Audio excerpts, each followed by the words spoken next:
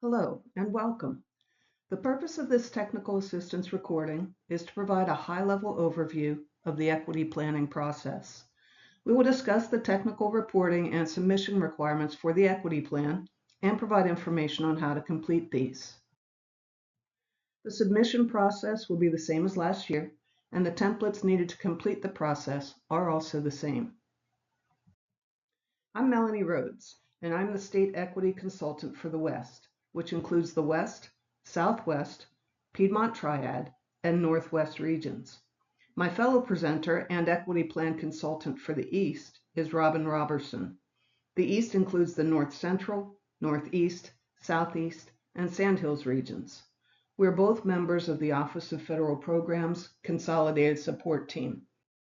As context for why each PSU must have an equity plan, you can see that the Every Student Succeeds Act requires both state education agencies and public school units to identify and address issues at schools where low-income and/or minority students served with Title I Part A funding are taught in disproportionate rates by ineffective, out-of-field, or inexperienced educators as compared to their counterparts. All public schools, district charters, and lab schools must identify and address these discrepancies.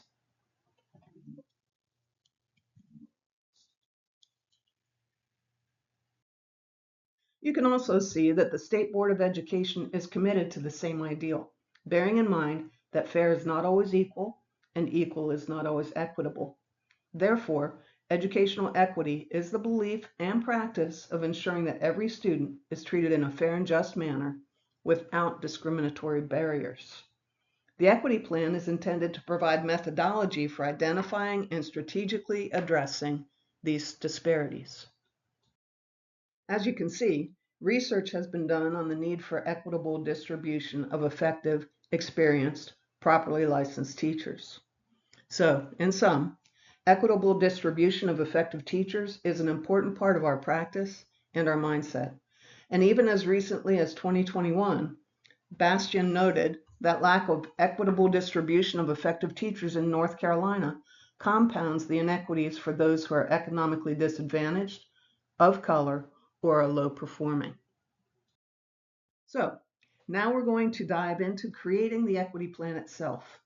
The tools provided to you were designed to meet the compliance requirements as well as to be functional. There are two components of the equity plan, the equity gap calculation tool and the narrative. Both must be completed to satisfy the federal requirements. Please note, data cannot be pulled until October 1st at the earliest. All columns must have data in them, even a zero, and both components must be submitted no later than December 1st. First, the data calculation tool.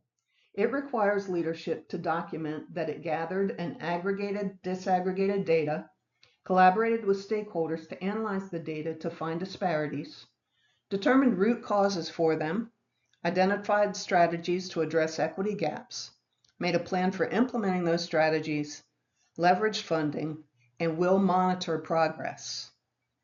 The narrative component tells how the PSU will strategically address the identified disparities so that low-income and minority students are taught at equitable rates by effective, experienced, properly licensed teachers. Here is a snapshot of the data collection tool. Again, please note that data may not be collected prior to October 1st and that the equity plan is due no later than December 1st. Also, the reporting date entered on this form must be between those two dates. Here's another snapshot from the data collection form. Please ensure that school names and grade spans match the information on the building eligibility page in CCIP. For our charter schools, if you're a K through 12 school, you must utilize the grade spans. So you must identify each grade span that you have in your schools. The grade spans are K through 5 for elementary, 6 through 8 for middle, and 9 through 12 for high school. Note also that the equity data component begins with kindergarten rather than with pre-K. Now, moving on to the narrative component. Before completing this part of the plan, be sure to know what your team learned from the data and the root cause analyses, and review the equity plan from last year. Part 1 of the narrative requires information about teacher certification inequities.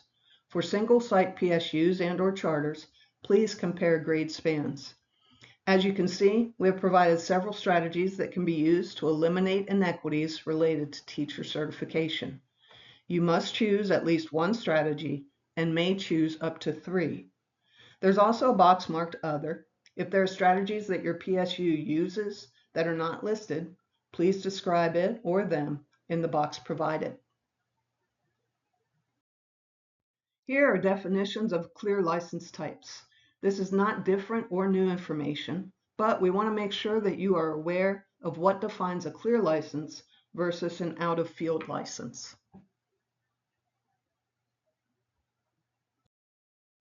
The second part of the narrative component is teacher experience.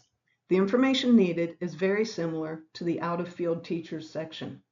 Again, charters and/or single-site PSUs, please think in terms of comparing across grade spans. And again, strategies are listed with the option to describe something else in the space for Other. As with Section 1, you must designate at least one strategy and may identify up to 3.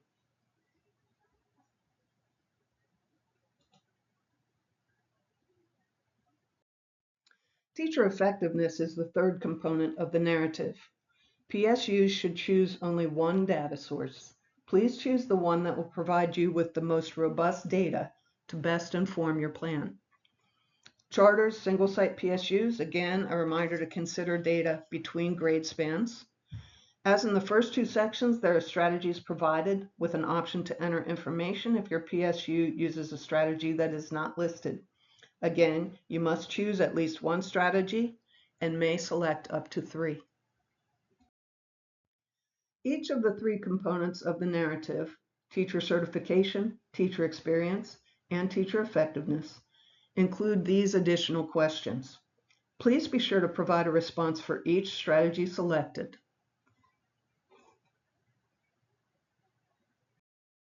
Throughout this presentation, several references have been made to assembling a group of stakeholders to assist with the creation, implementation, and monitoring of your PSU's plan.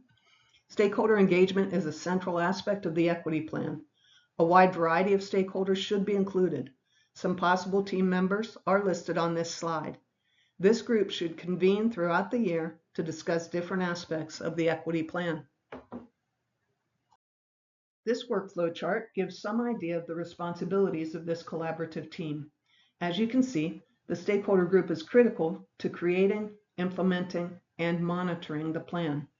The development of equity plans should be fully informed by ideas, insights, and perspectives developed through the work of this group. Stakeholders must be encouraged to participate throughout the development, implementation, and evaluation of the equity plan each year.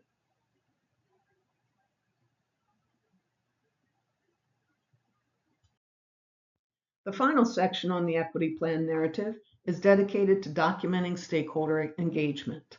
You will need to list the names of all members of the stakeholder team, the date when the plan was developed, when the team will meet to monitor its progress, and when the plan will be evaluated.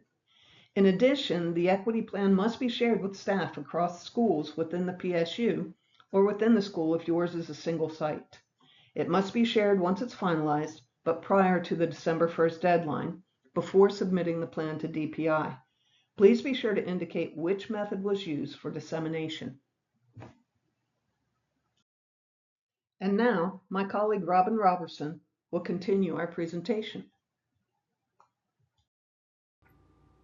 Thank you, Melanie. First, I'm going to share with you some resource information that might be helpful as you prepare the equity plan. And finally, I will share the steps necessary to get your PSU's equity plan submitted in CCIP. The first resource is a glossary of terms, and it includes definitions for equity gap, ineffective teachers, out-of-field teachers, inexperienced teachers, minority student, and educational equity. The next two slides include common questions about data collection, such as which grade spans to include on the equity data component? Are you allowed to use low-income data if your PSU doesn't track economically disadvantaged student data? And should this data match the building data?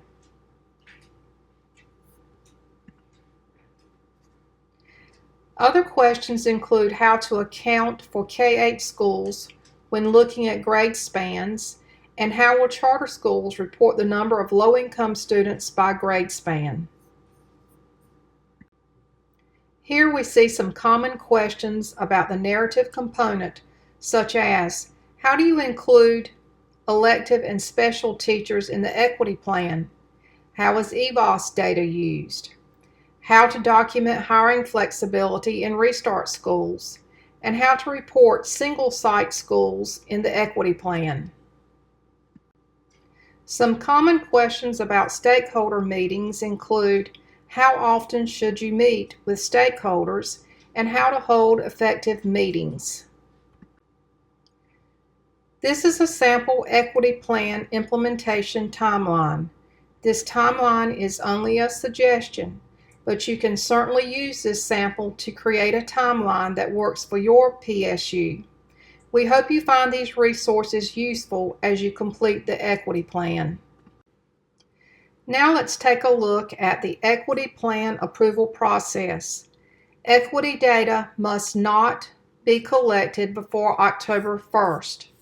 Both the equity gap calculation tool and the equity narrative plan are due by December 1st. Approval and/or feedback will be provided within 30 business days of submission via the history log in CCIP. On January 31st, any unresolved equity plans will be noted for non-renewal of funding. Unresolved plans are those that have not received an approval by NCDPI.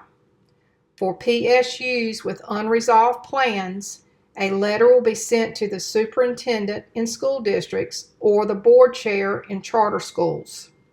Any unresolved equity plans must be submitted by June 30th, or it will result in a non-renewal of your federal funding for funding year 26.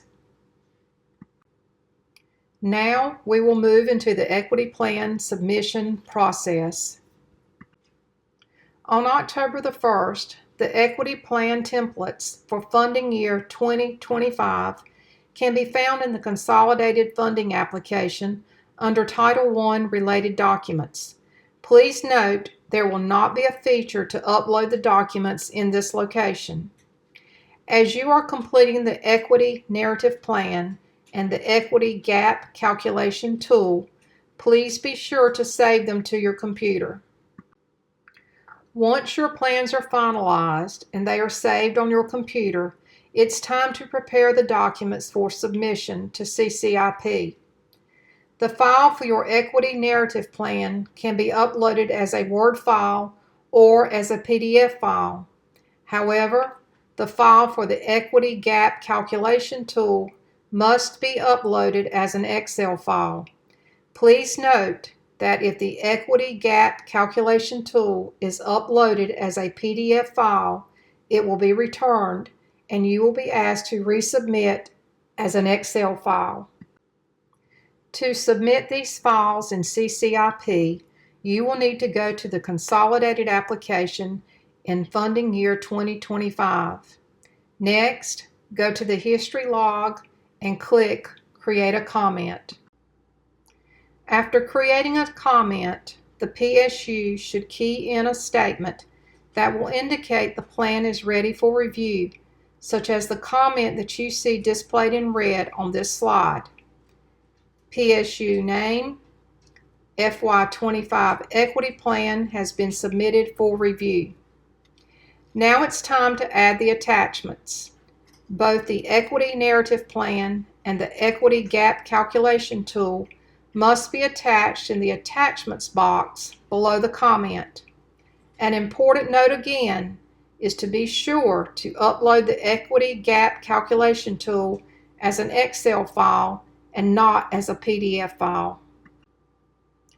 After creating the comment and attaching the files, the next step will be to click the box beside Send Email to NC-CCIP Contacts. It is imperative that you click here so an email will be sent to the appropriate contacts. You will select Melanie Rhodes if your PSU is located in the western half of the state, and you will select Robin Robertson if your PSU is located in the eastern half of the state. After you select the appropriate PA, you will click Add. Next, you'll click Save and Go To, and then click Sections. So after clicking on the Sections page, you will be able to check the submission status of your equity plan by clicking on the history log to ensure your document is visible. You will not change the workflow status of the application, so please do not move the application to Chief Administrator Approved status. And just as a reminder, please allow 30 business days for response. If you have not received a response within 30 business days, please feel free to send an email to your PA. In addition, I want to note that if you are required to complete any revisions, you will follow the exact same steps to resubmit a revised equity plan. We hope you find this video useful as you prepare your PSU's equity plan. We look forward to working with you, so if you have any questions, please reach out to Melanie Rhodes or Robin Robertson. This slide includes our contact information. We will also be available to answer any questions about the equity plan at the consolidated office hours that will be noted on the Office of Federal Programs listserv. Thank you for your time.